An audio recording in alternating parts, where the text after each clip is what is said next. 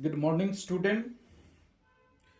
Once again, you are warm welcome on DVS online learning platform. Like other my lessons, today also I bring a topic from public policy. The title of this topic is Government Borrowing or Public Debt. This topic is very crucial today to understand the Indian economy and to understand the Indian economic growth dilemmas. One side we see the Indian growth rate is remarkable and there is various expectation from the different financial bodies that India will be the third largest economy very soon and to be cross many countries. With the increase in GDP and national income, our burden of public debt or the size of government borrowing will also increases or inflated. Now question arises why? Main reason of government borrowing is deficit budget. What is deficit budget? When government sources of income is shortfall than the sources of expenditure in a financial year, the shortage of revenue can be compensated by government borrowing or public debt.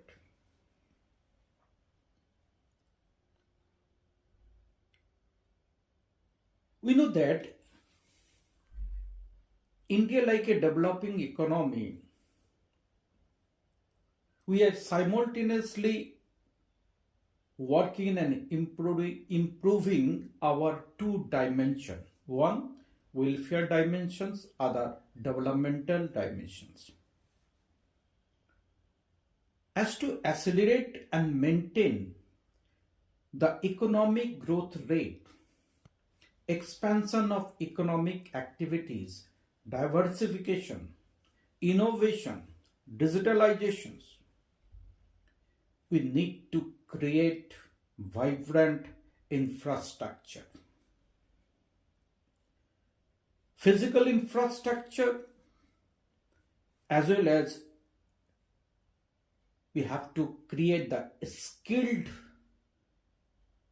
people who sustain the growth. For that, we have to create skilled human resources through training, educations, skill development programs.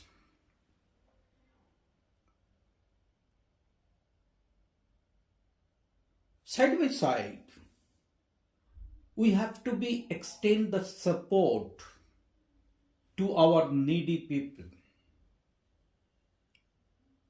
Can be a old age people, can be a poor people, can be unemployed, etc., etc., etc. To public spending on welfare programs is very amounting and very, very mountainous. Different central and state sponsored programs is going on like midday meal, free rationing, Ujala programs, and all these programs require huge public finance for spending and extending the welfare and provide the basic necessities for the needy and down to people.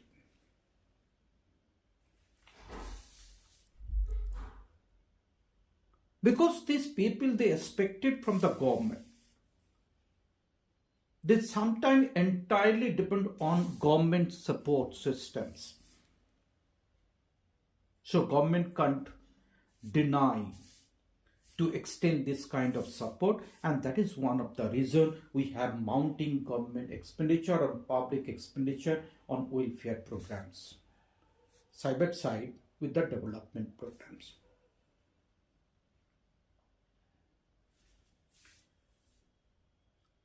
For all this public expenditure, development, non-development, planned, non-planned, revenue, capital, different kind of government expenditure are there. For all this government expenditure, basically we are financed through taxations or through public borrowing or government borrowing or bond financing. A government can borrow by selling bonds to the public and using the proceeds for public spending. A government that borrows by selling bonds is making a commitment to pay the interest over the time to the bond holders on maturity. To pay the bond, the government will require future taxes. There will be a need to borrow again to refinance the bonds, but eventually repayment will require future taxes. Therefore, bond financing of public spending is deferred taxation, including deferred excess burden of taxation. Now, we need to understand bond financing and the benefit principle of taxations. Bond financing is an application of benefit principle of taxation over the time. When the benefits from public spending extend over the generations of taxpayers who maybe today is not a taxpayer, but tomorrow will be the taxpayer, children and the student. Through bond financing, the future generation participate in financing of public spending from which they benefit by paying future taxes. The normative rule based on benefit principle of taxation is current taxes should be used to finance current benefits from the public spending. Bond financing should be used to match future benefit with future tax payment. For example, if you're going to construct a bridge, highway, airways, expressways, there is need a huge public expenditure, and for that government should collect or accumulate the resources to be used for this project, and government through the bond financing supply the resources for this project, and this project benefits shared by the present generation with the future generations. Both the generation has become the beneficiaries of this project, but the future generations will bear the burden of taxes for the compensation of this finance. If you're going to take an example, a public project might benefit two generations X and Y, overlap the time, In the first period, generation X works and pay taxes equals to the TX and lend the government BX through bond financing. Together, the taxes TX sell the bonds BX finance to the resources cost, that is called C. So the C, the cost of the project, equals to TX plus BX. Tax revenue plus borrowing. Generation X has provided all the resources for financing the project C, partly in the payment of taxes and partly by lending government by buying bonds. In period 2, a new generation Y begins to work and pay taxes. Suppose generation Y pay taxes equals to TY, which is the share cost of the project, public project bridges or expressway or airport. The tax revenue from the generation Y is equals to TY. Therefore, TY should be equals to BX1 plus I, means the future generation has to pay the interest of bond financing.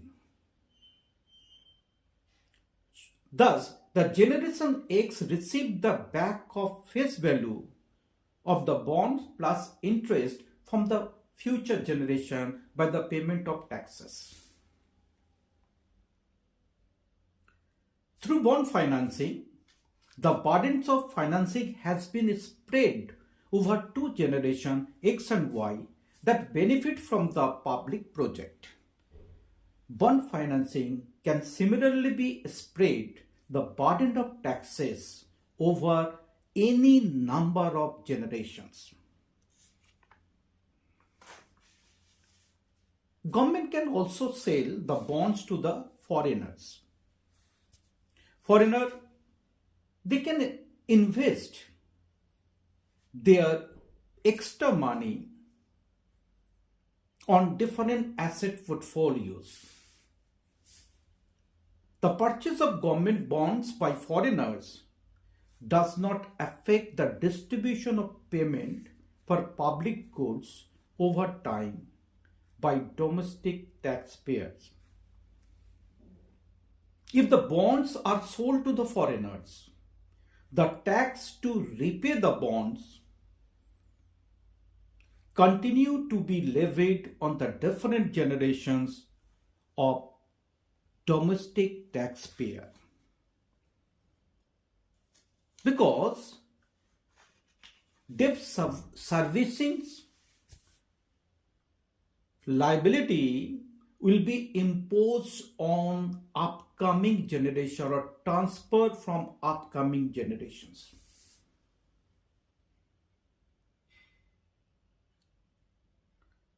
Bond financing may be beneficial for the present generation. How? Let's see. The initial generation X might also use the money received from the sale of bonds for its own benefit or to finance its private consumptions. No benefit is then provided to the future generation, who nonetheless incurred the cost through taxes that finance the interest and repayment of the government borrowing. So the bond financing can be manipulated to redistribute income among the different generations. Means, if you're going to see the bond financing for the public projects, major portion of the benefits and cost borne by the present generations than the future generations. So the bond financing for public projects raises two important questions related to fiscal illusion. First, are present taxpayers aware that bond financing implies future taxes? Means tax awareness should be in the present generations. Otherwise, there will be illusions. Secondly, if so, do the taxpayer accurately perceive the value of future tax liabilities due to bond financing? If the compensating transfer required for Ricardian equivalence are to take place, positive answers are required to both questions. People need to be aware of future tax liabilities due to bond financing on public projects.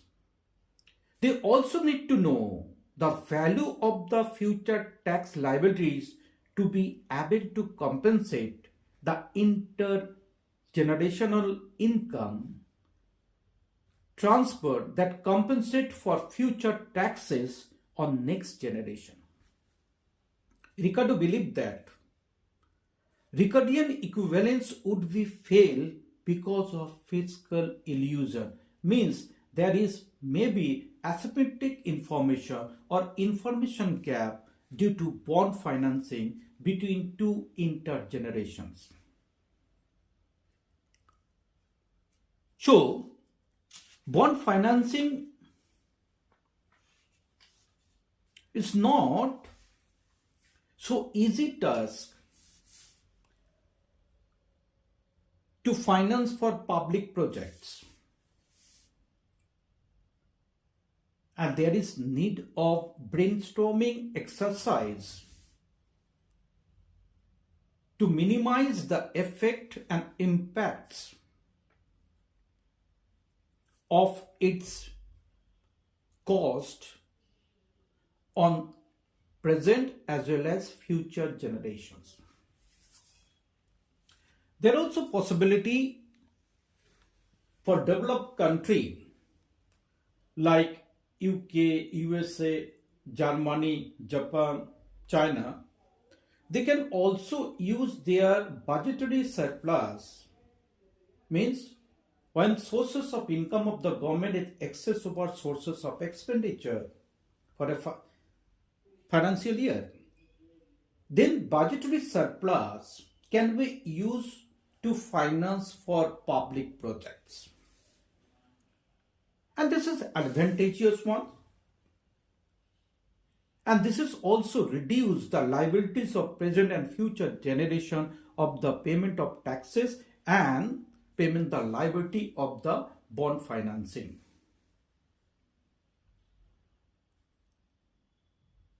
But it is totally rely on government and governance policy. So distributional or allocations, strategy, policy and planning of budgetary surplus is more or less political in nature, though there is some constitutional limitations on government how to use the budgetary surplus in a logical and efficient manner for overall welfare of the country. Thank you, and I'm going to conclude the lecture. There is some request from our viewer and from our student also. You should add some notes or text for the lessons. So I already started to add some important notes or text with my videos or lessons. So you can download this text for your future references. Thank you very much, and we'll be meet again with the new lesson. Thank you.